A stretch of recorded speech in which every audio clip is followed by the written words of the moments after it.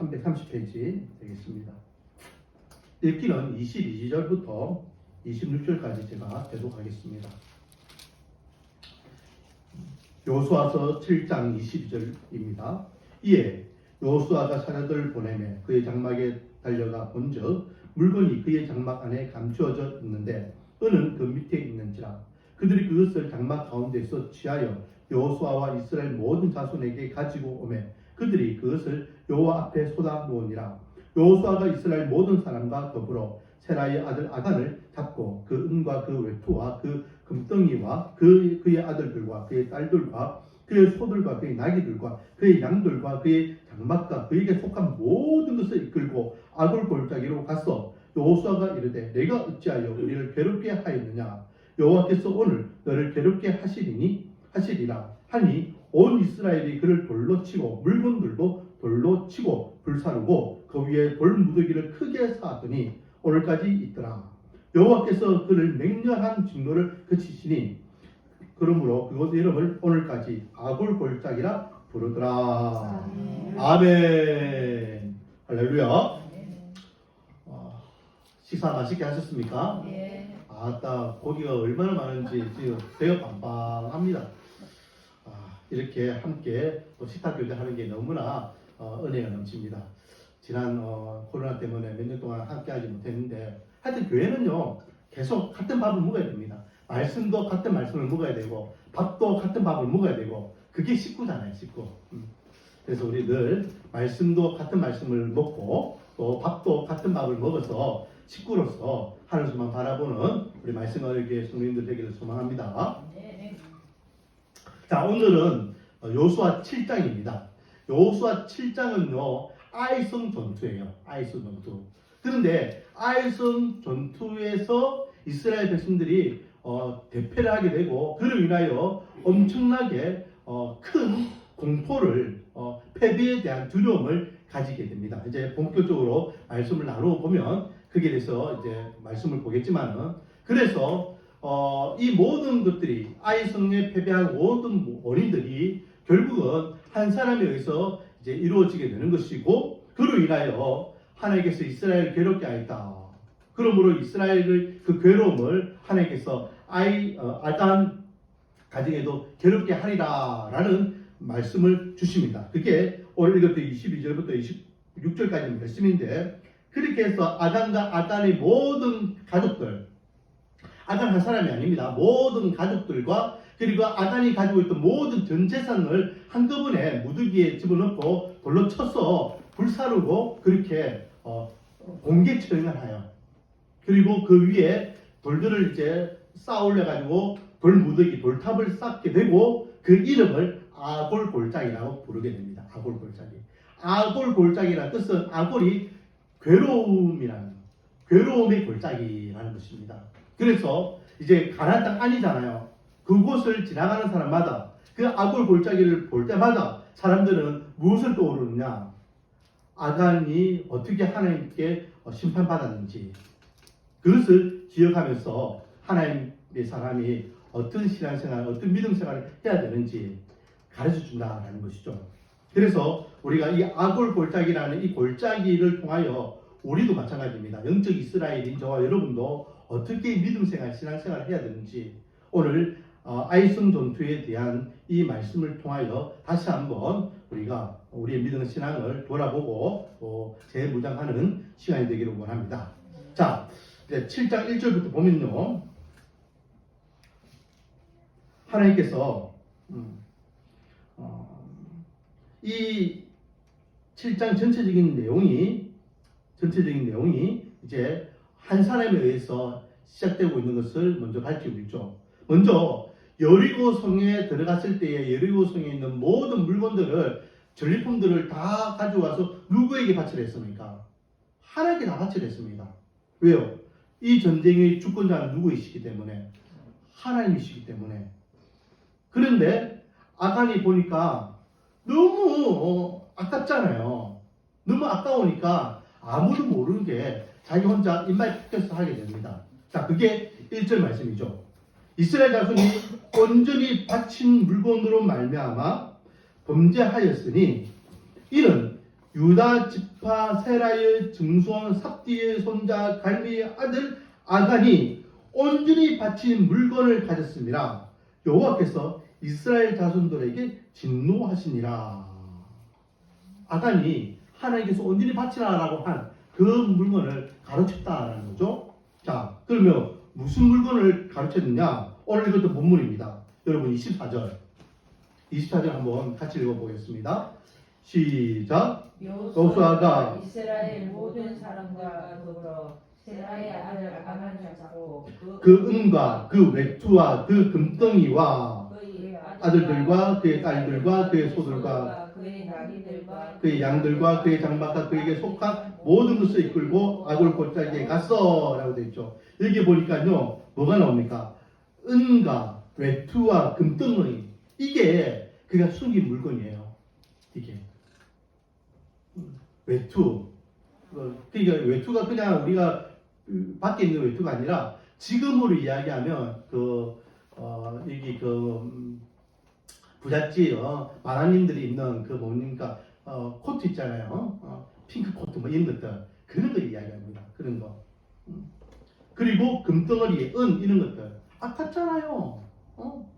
아무도 몰라요. 그래서 자기가 자기 장막에 숨겼다는 것이죠. 그게 이 아이성 전투의 이제 시발점이 되는데, 그런 건 아무것도 모르는 이스라엘 백성들이 이제 두 번째 전쟁을 준비합니다.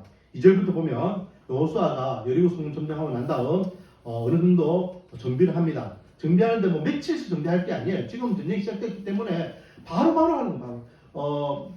임진왜란 란 때 우리가 생각하면 됩니다. 임진왜란 란 때에 외구가요, 이 동래성을 들어왔잖아요. 동래성 들어왔을 때에 동래성 들어와서 점령하고 난 다음에 뭐 이렇게 짐 풀고 야 우리가 전쟁한다고 고생했으니까 한 일주일 동안 쉬다가 올라가자 뭐 이런 거 아니었거든요. 부산 진이 무너지고 동래급성이 무너지고 그 금정사성이 무너지고 하루하루 10일 만에 저기 평양까지 올라가 버린다니까요. 급속도로 전쟁을 해서 속전속결로 전쟁을 마무리하려고 하는 게 가장 지혜로운 방법이죠. 그러니까 여호수아도 마찬가지입니다. 여리고성을 점령했다 해서 가만히 있는 게 아니에요. 고생했다. 우리 7일 동안 뺑뺑 돈다고 얼마나 수고했냐. 푹 쉬자. 아니죠. 바로 그 다음 성을 이제 전쟁 준비를 합니다. 그래서 정탐꾼을 보내죠. 아이슨 그것은 어떤 곳이냐. 갔다 와봐라 했는데 3절 말씀에 여호수아에게로 돌아와 그에게 이르되, 정탐꾼이 아이슨을 정탐하고 돌아와서 여호수아에게 보고하는 겁니다. 백성을 다 올라가게 하지 말고, 여리고성에서의 전투의 특징은 뭡니까? 이스라엘 백성 전부 다 전쟁에 다 동참했어요. 그래가지고 뺑뺑을 돌았잖아요. 그런데 이제 그래 하지 맙시다. 왜? 23,000명만 올라가서 아이슨을 치게 하소서. 그들은 소수이니 모든 백성을 그리로 보내어 수고롭게 하지 마소서. 우리가 보니까 23,000명만 데리고 가면 되겠습니다. 23,000명만 데리고 가서 그 치면은 충분히 이길 수 있습니다. 우리가 여리고도 이겼는데 여리고에 비하면 이 아이스는 아무것도 아니에요. 그러니까 우리는 굳이 다 고생할 필요가 뭐가 있습니까? 당장 23,000명만 올라가가지고 쉽게 점령하고 그 땅을 차지합시다 라고 정탐꾼이 보고합니다. 근데 참 재밌는 것은요, 23,000명을 이제 이야기했는데 여호수아는 몇 명을 보낼까요? 자, 4절 같이 읽어보겠습니다. 백성 중 3,000명을 그리로 올라갔다가 아이 사람 앞에 도망하니. 몇 명 올라갔다? 3,000명을. 23,000명 올라가자. 안 그래도 다른 사람 다 시기하고 23,000명만 올라가면 됩니다 하는데, 그런데 거기서 또 2만 명 빼고 3,000명 올라간 거예요. 여기에서 주시는 첫 번째 교훈은 뭘까요? 따라하겠습니다. 교만하지 말자. 교만하지 말자. 우리가요, 신앙생활 할 때 제일 무서운 게 교만입니다. 여리고성을 한번 해봤거든요. 생각보다 쉽잖아요. 이제 이 성전구가 전 가나안 땅에 퍼져가지고 이스라엘 백성들을 두려워하게 되었단 말이죠. 그런데 아이성을 보니까 야 이거 세 발의 피야. 야 우리 너무 쉽다. 정탐꾼이 정탐해온 보니까 그래 만만하네. 그러면 23,000명이 아니라 좀 더 특수부대, 건장한 남자, 준비된 남자 3,000명만 보내면 더 쉽게 이길 수 있겠네? 착각을 하는 거죠. 자, 제가 조금 전에 이야기했지만 지난주도 말씀드렸고 여리고성의 전쟁은 누가 하신 겁니까? 이스라엘 백성이 했습니까? 하나님이 했습니까? 하나님이 하셨잖아요. 가나안 땅 정복은요 하나님이 하신 겁니다. 그런데 자기들 판단에 몇 명만 올라가면 이길 수 있니? 자기들의 힘과 자기들의 어떤 결과물을 과시하기 시작하니까 하나님의 영광은 온데간데 없어지더라라는 것입니다. 마귀는 이걸 노립니다. 네가 했잖아. 네가 했잖아. 네가 노력했잖아. 네가 수고했잖아. 네가 그만큼 열심히 했잖아. 네가 그만큼 기도 열심히 하고 봉사 열심히 하고 믿음생활 신앙생활 열심히 하고 봐. 고난과 환난은 있어야 돼서 네 얼마나 많이 고난과 핍박과 환난을 당했어. 그래서 이렇게 누리는 거야. 다 네가 한 공로야. 라고 하며 자꾸만 마귀는 우리의 공을 우리의 공로를 자꾸만 내세워서 하나님의 영광을 가리게 만든다는 거죠. 이게 영적 교만이라는 겁니다.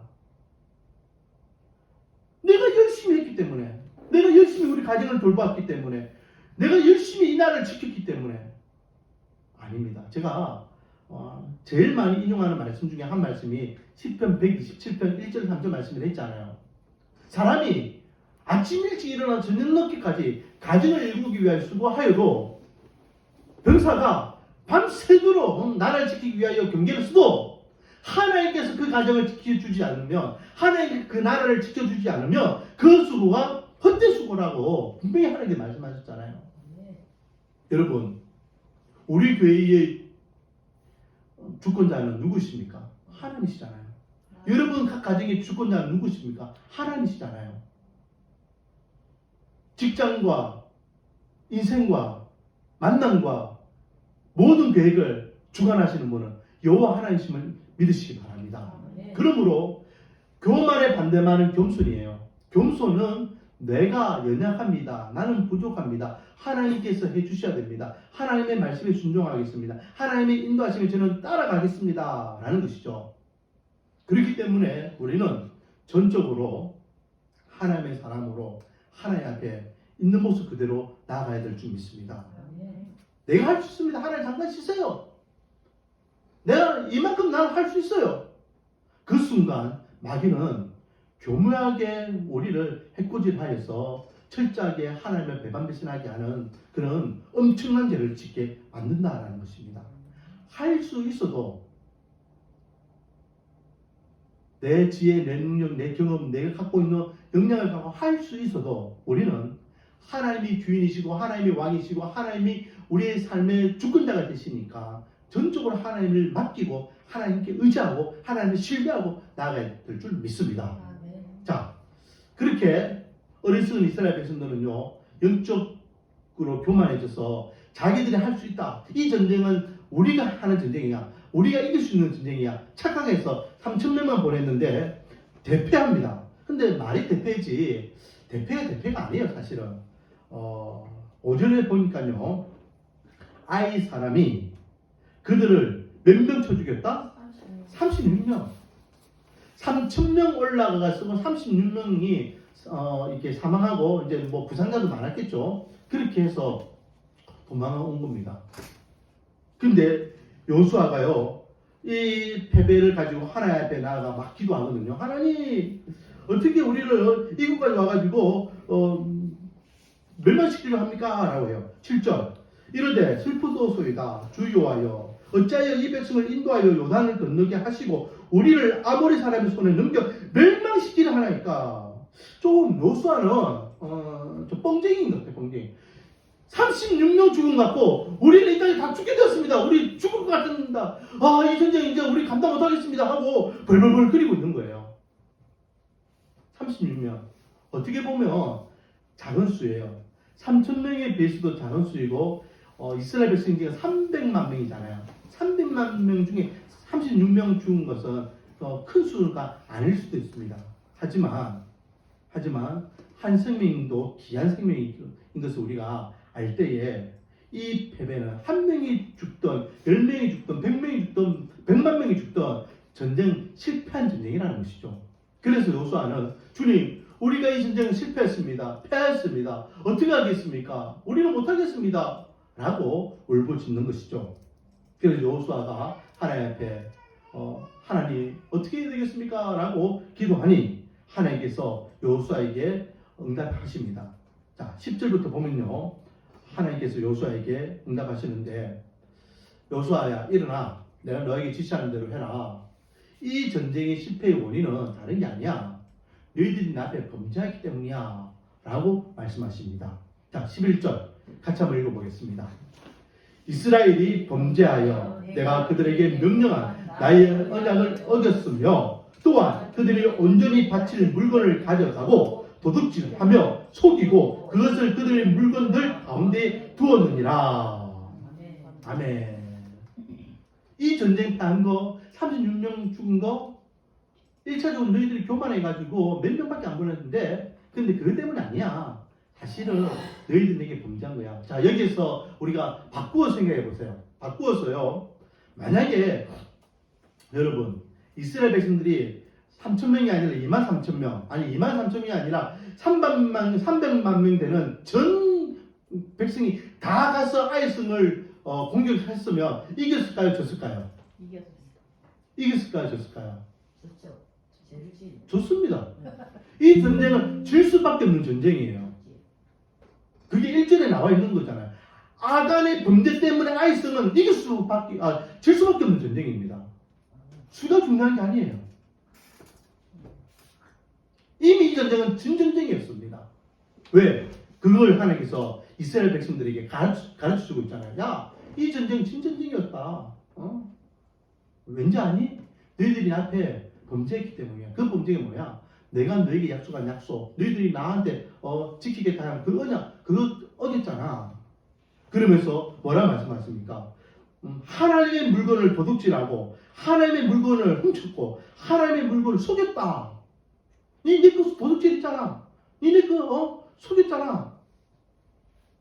그게 하나님 앞에 진노의 원인이 되었고 그 결과가 이스라엘이 망하는, 실패하는, 패배하는 그런 결과가 되었다라는 것이죠. 자, 여기에서 우리에게 주시는 교훈 두 번째 따라하겠습니다. 하나님은 모든 것을 알고 계십니다.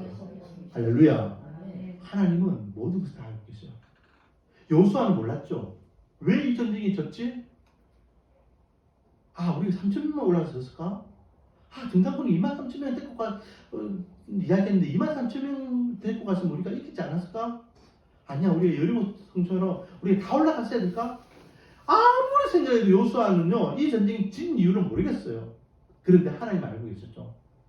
이 전쟁 진 이유는 이것 때문이야 하며 이스라엘의 범죄에 대해서 정확하게 꼭 집어서 말씀하고 계십니다. 자, 그러면 하나님은 다 알고 계시는데 아간의 입장을 보세요. 아간은요 아무것도 모를 줄 알았죠. 하나님도 모르고 사람도 몰라. 아무것도 몰라.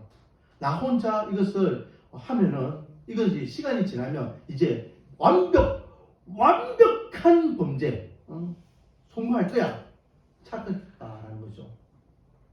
그렇지만 보이지 않는 하나님이 보이지 않는다고 모르지 않는다라는 것입니다. 보이지 않는 하나님이시지만 모든 것을 다 알고 계신 하나님이심을 믿으시기 바랍니다. 여기에서 나온 단어가요. 코람데오잖아요. 코람데오. 하나님 앞에서 우리는 우리의 삶에 철저하게 하나님 앞에서 사람들이 보든 안 보든 하나님 앞에서 우리가 살면 됩니다. 직장생활 할 때에 상사가 보든 안 보든 하나님이 보고 계시지 성실하게 일하면 돼요. 학생들 선생님 보든 안 보든 성실하게 공부해서 시험 치면 돼요. 군인들 하나님 상관이 보든 안 보든 성실하게 자기의 직무를 감당하면 돼요. 자기들이 맡은 각자의 역할에서 하나님이 보고 계신다라고 생각하고 그 믿음을 가지고 각자의 역할을 성실하게 한다면 사람들은요, 우리 크리스찬들을 다르게 볼 겁니다. 그런데 하나님이 안 보이시니까 하나님이 모르신다라고 착각하여서 사람들이 안 보니까 그냥 하면 되겠지. 그래서 세상 사람들과 똑같이 행동하고 말하고 세상 사람들과 같이 하나님 없는 같이 그렇게 살아가니까 결국은 발각되고 덧치워지고 일이 저질러지고 손가락질 받는 대상이 되는 거 아닙니까? 하나님이 알고 계신다라고 생각하면 우리가 어떻게 윤리도덕적으로 세상적인 사람들 관점에서 죄를 지을 수 있겠습니까? 아간은 그걸 몰랐어요. 반대로 하나님은 다 알고 있다라고 지금 여호수아에게 말씀하고 계십니다. 좀 더 구체적으로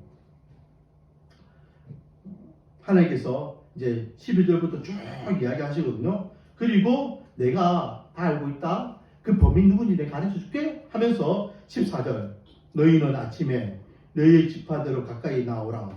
여호와께 뽑히는 그 지파는 그 족속대로 가까이 나올 것이요 여호와께 뽑히는 족속은 그 가족대로 가까이 나올 것이요 여호와께 뽑히는 그 가족은 그 남자들이 가까이 나올 것이며 라고 하면서 12지파 안에 또 족속 안에 가족들 안에 또 이제 남자들 가장들 있죠. 가장들 그렇게 해서 그 집안에 누가 범인인지 하나님께서 직접 색출해내겠다라고 말씀하시는 겁니다. 자, 그리고 이제 16절부터 보면 여호수아가 이 말씀을 듣고요. 아침 일찍 일어나서 전 이스라엘 백성들 다 모으죠. 그리고 제비뽑기를 합니다. 제비뽑기를 하니까 어느 지파가 나옵니까? 16절에 보니까 유다 지파가 뽑혔다. 그리고 그 유다 지파를 또 다른 지파들은 자 너희들 다 가. 너희들은 괜찮대. 유다 지파를 다 모아놓고 또 제비뽑기를 합니다. 어느 족속이 나옵니까? 세라 족속이 나오죠. 그래서 세라 족속만 남기고 나머지 족속들은 다 집에 가. 괜찮아. 그리고 세라 족속들 가운데 제비를 뽑으니까 어느 가족이 나옵니까? 삽디 가족이 나옵니다. 삽디. 그리고 18절에 보니까 이 삽디 가족들 다 모아놓고 제비를 뽑으니까 누가 나옵니까? 갈미의 아들인 아간이 뽑혔습니다. 정확하게 한 사람 300만 우리 지금 이야기하면요 지금 부산 인구 330만 명 340만 명 이야기하는데 이 인구들 중에서 하나님께서 정확하게 해운대구 고촌 말씀언혜교회 함영욱 이렇게 정확하게 한 사람을 딱 집어가지고 집어낸 거예요. 이게 가능한 일입니까? 하나님은 가능한 일이에요. 왜? 하나님을 알고 계시니까. 하나님은 지금 아간을 알고 있기 때문에 아간을 똑 찍기 위해서 그렇게 출연내시는 거예요. 그러니까 아간이 어떻게 합니까? 자기가 딱 지목됐잖아요.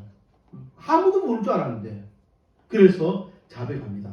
내가 하나님께 영혼 돌려야 될 것을 빼돌렸습니다. 잘못했습니다. 자, 19절. 제가 읽어보겠습니다. 그러므로 자기가 뽑혔기 때문에 이 말이죠. 여호수아가 아간에게 이르되 내 아들아 청하노니 이스라엘 하나님 여호와께 영광을 돌려 그 앞에 자복하고 내가 행한 일을 내게 알게 하라. 그 일을 내게 숨기지 말라 하니 아간이 여호수아에게 대답하여 이르되 참으로 나는 이스라엘 하나님 여호와께 범죄하여 이러하게 행하였나이다 라고 하면서 아까 전에 우리 읽었던 외투, 은 그리고 금 덩어리들을 이렇게 내가 훔쳤습니다 라고 고백하게 되는 것을 보게 됩니다. 자, 그러면 이제 아간이 색출됐습니다. 이제 이 아간에 대해서 어떻게 처단해야 되느냐? 하나님께서는요 어마무시하게 처벌하는 것을 보게 됩니다. 어떻게 보면요 사람이 실수할 수 있잖아요. 실수를 해서 물건 탐날 수 있으니까 인말 폭행할 수 있어요. 그러면 거기에 상하게 벌 주고 혼내고 뉘우치면 이제 다음부터 잘해라 라고 이렇게 다독거리면서 그렇게 마무리되면 되는데 하나님은 어떻게 하십니까? 우리가 오늘 읽었지만은 하나님께서는 아간과 아간의 전 가족들을 다 몰살시켜버립니다. 구덩이에 집어넣고 돌로 쳐 죽이고 또 물건들을 불살라가지고 돌무더기를 쌓아가지고 그것을 네가 우리의 괴롭이 졌다 라고 하면서 악을 골짜기라 칭하게 돼요. 이거 너무 과하잖아요. 금덩어리 훔쳤다고 사람을 죽일 수 있습니까? 요즘은 인권 해가지고 살인자들도 살인 안 하잖아요. 우리나라는 20년 넘게 살인자들을 이렇게 사형을 집행 안 했기 때문에 잠재적으로 사형 제도가 폐지된 국가로 우리나라 지금 등재되어 있잖아요. 물론 지금 살인자들이 아직 몇십 명이 지금 감옥에서 수감 생활하고 있다고 해요. 그리고 요즘 보면은 영유아 아이들 이렇게 살인하고 유기하고 이런 사람들 사형 언도 받는 사람들도 있어요. 인간이 인간을 어떻게 죽일 수 있느냐. 그래서 인권이라는 이름으로 사람들을 이제는 살인자들도 안 죽이는 시대가 왔습니다. 그런데 지금 보세요. 물건 훔치다가 죽여버려요. 그것도 그 죽인 한 사람만 죽이는 것이 아니라 그 가족 전부 다 죽이는. 하나님 너무하시잖아요. 이런 하나님이 지금 우리가 믿고 있는 하나님이에요. 내가 잘못하면 우리 가족들 전부 다 하나님께서 다 절단되시겠네. 왜 이런 일이 일어났을까요?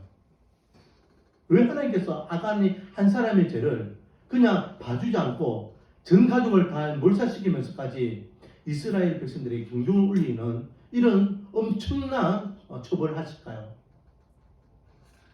따라하겠습니다. 한 사람의 죄가 공동체를 파괴할 수 있다. 우리가 히브리스를 수요일마다 묵상하는데요.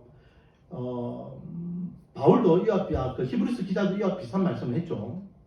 만약에 너희들 가운데에 음행하는 자, 부도덕한 자가 있으면 내치라 했습니다. 내치라. 왜? 그 한 사람을 통하여 그 공동체가 다 오염되기 때문에. 거룩성을 잃어버리고 말씀을 거역하는 자가 있으면 그 사람 내치라 했습니다. 왜? 그 한 사람 때문에 공동체 전체의 거룩성을 잃어버리고 말씀을 벗어나는 삶을 살아갈 수 있기 때문에.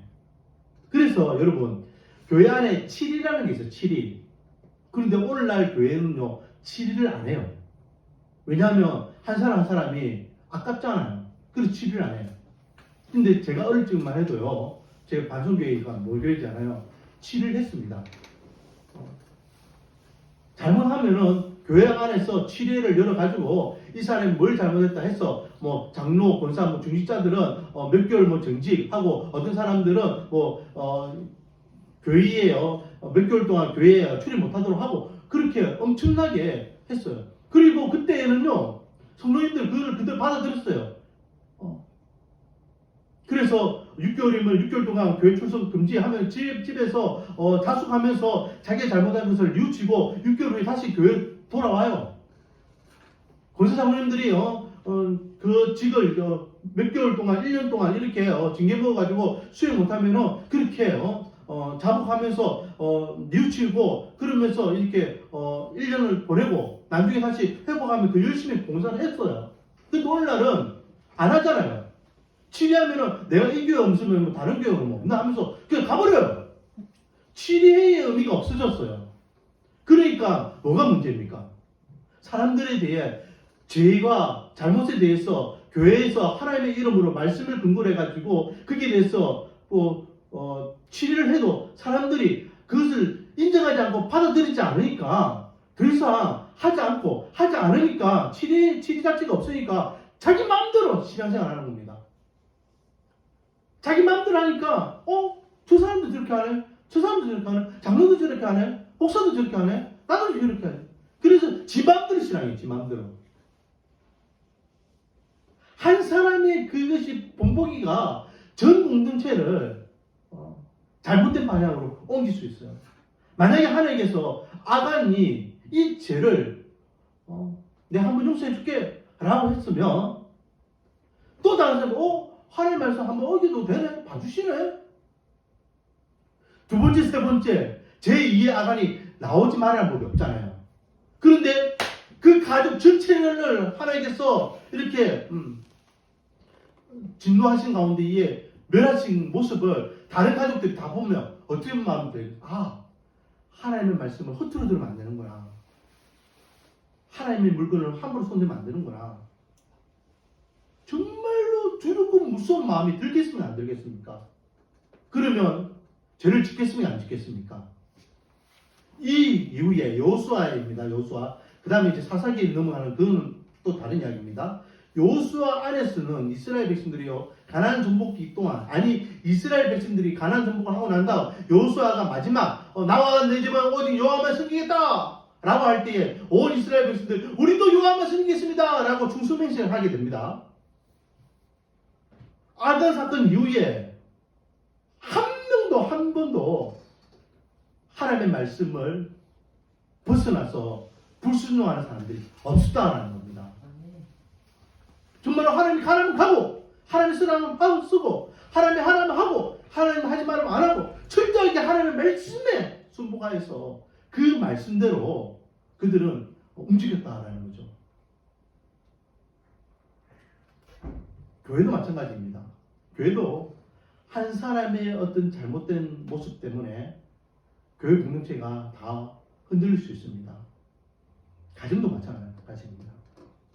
한 사람의 잘못된 모습 때문에 그 가정이 잘못된 방향으로 흘러갈 수 있습니다. 그렇기 때문에 한 사람이 잘못을 우리는 인간적으로 눈 감아주자, 봐주자, 용서해주자 그거는요 용서가 아니에요. 그 사람을 진짜 사랑하는 게 아니에요. 훈계와 그리고 학대는요 비슷한 것 같지만 다릅니다. 그렇지만 우리는 학대는 하면 안 되지만 훈계는 반드시 해야 됩니다. 정말로 사랑하기 때문에 내 자식이 잘 되라고 또 내 사랑하는 사람이 바르게 살아라고 우리는 거기에 대해서 매질할 때는 매질도 해야 되고 훈계할 때는 훈계도 해야 되고 야단칠 때는 야단쳐야 됩니다. 그래서 바르게 올바르게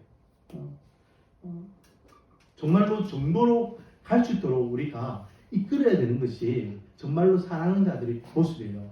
부모는 자식을 또 어른은 아이를 또 형제들 간에 또 친구 간에 동료들 간 관계 속에서 성도들 관계 속에서 그런 모습이 있어야 됩니다. 알아도 모른 척 그냥 그렇게 그것은 그 사람을 살리는 것이 아니라 죽이는 것이다 라는 거죠. 사랑하는 성도 여러분, 아간의 이 처벌의 모습을 가지고 우리는 한 사람의 잘못이 공동체를 위협할 수 있다라는 것을 깨닫게 됩니다. 그러므로 우리는 우리 공동체를 정말로 사랑한다면 또 하나님을 정말로 두려워한다면 하나님의 말씀을 정말로 교행한다면 우리는 허투루 신앙생활을 하면 안 될 줄 믿습니다. 그리고 더불어 함께 올바른 믿음생활 신앙생활을 할 수 있도록 서로서로 사랑과 격려 또 위로와 훈계를 통하여서 함께 믿음생활을 온전히 할 수 있도록 함께 하는 공동체가 되기를 원합니다. 오늘은 아이성 전투를 통하여서 아간의 범죄가 얼만큼 공동체를 어렵게 할 수 있는지에 대해서 나눴습니다.